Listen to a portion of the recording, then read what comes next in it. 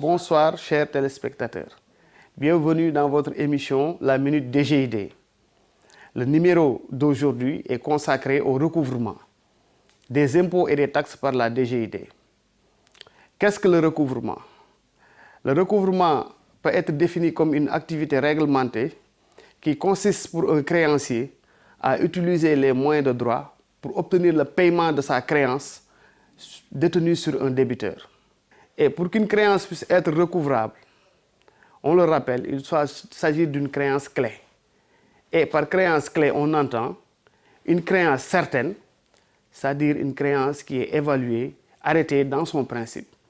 Une créance liquide, c'est-à-dire une créance qui est évaluée en argent, puisque les impôts et les taxes se payent toujours en argent. Elle doit être également une créance exigible. Et l'exigibilité, c'est la qualité d'une créance qui peut être réclamée, donc qui est arrivée à terme.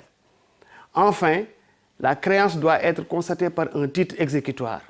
Et le titre exécutoire, c'est juste le document qui permet, en tout cas, de réclamer la créance. C'est le document qui constate la créance.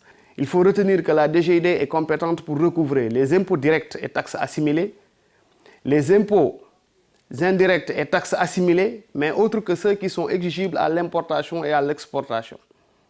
La DGID également recouvre les droits d'enregistrement et de timbre et les revenus des domaines. Mais dans tous les cas, la DGID n'est pas compétente pour recouvrer les impôts et les taxes qui sont assis par voie de rôle et qui sont destinés au budget des collectivités locales. Et il existe un bureau de recouvrement au niveau de chaque service des impôts. À la tête de ce bureau, il y a un inspecteur des impôts qui a la qualité de comptable public qui assure le recouvrement des impôts et des taxes. Et il est assisté par un contrôleur ou des contrôleurs des impôts et des domaines. Et dans le cadre de sa mission, il peut recourir soit au service des huissiers publics, il peut également recourir au service des huissiers privés, des avocats, des commissaires-priseurs. Donc les impôts peuvent être payés en espèces, mais il faut préciser que ce montant doit être limité à 100 000 francs. Les impôts et les taxes peuvent être payés par virement également postal ou bancaire, par télépaiement pour les entreprises qui sont au niveau de la direction des grandes entreprises et même par la remise d'un certificat de détaxe. Il faut comprendre qu'il existe deux types de recouvrement. Le recouvrement dit amiable et le recouvrement forcé. Le recouvrement amiable, c'est la mise en œuvre de moyens non contraignants pour obtenir le paiement de la créance fiscale. C'est les mises en demeure, les appels téléphoniques, les lettres de relance, les visites à domicile et l'octroi de moratoire. Maintenant, en cas d'échec du recouvrement amiable, on a recours au recouvrement forcé. Il peut s'agir de saisie mobilière, de saisie immobilière, de saisie des rémunérations, de saisie des valeurs mobilières et des droits d'associés, de saisie des récoltes sur pied.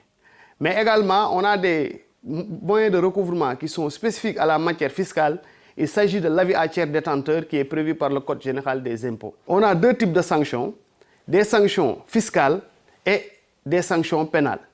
Les sanctions fiscales, c'est d'abord les intérêts de retard. Cet intérêt est égal à 5% sur le premier mois, majoré d'un intérêt complémentaire de 0,5% par mois de retard supplémentaire. Il y a également une amende qui peut être réclamée et cette amende peut aller de 25 à 100% des droits qui sont éludés. Au plan pénal, le contribuable qui ne paye pas ses impôts peut être poursuivi pour fraude fiscale. Et la fraude fiscale est punie d'une peine d'emprisonnement de 2 à 5 ans et d'une amende allant de 5 millions à 25 millions. Donc, chers téléspectateurs, nous vous invitons au respect des obligations déclaratives et de paiement prévues par le Code général des impôts. Merci de votre aimable attention.